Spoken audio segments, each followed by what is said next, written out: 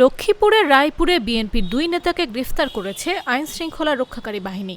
বৃহস্পতিবার দুপুরে তাদেরকে জেলা আদালতে পাঠানো হয়। গ্রেফতারকৃতরা হলেন উপজেলার উত্তর চরবংশী ইউনিয়ন বিএনপির সাংগঠনিক সম্পাদক কবির সরকার ও উপজেলা কৃষক দলের সদস্য সচিব জিএম শামীম।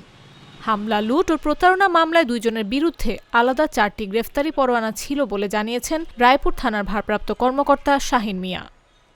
পুলিশ জানায়, উত্তর চরবংশীর বাড়ি থেকে কবির সরকার ও শামীমকে বুধবার দিবাগত রাতে গ্রেফতার করে আইন শৃঙ্খলা রক্ষাকারী বাহিনী।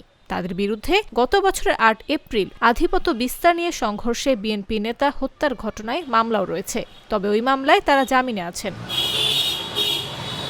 রায়পুর থানার ভারপ্রাপ্ত কর্মকর্তা শাহিন মিয়া বলেন, গ্রেফতারি দুই আসামিকে জেলা আদালতে পাঠানো হয়েছে।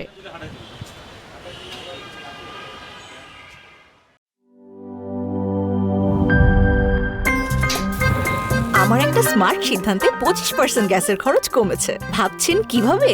সাধারণ গ্যাস স্টোভ বদলে আমি এনেছি আরএফএল গ্যাস স্টোভ। এর সাইন্টিফিক নজল ও ব্রাস বার্নার ক্যাপ সমানভাবে তাপ ছড়িয়ে রান্না করে দ্রুত।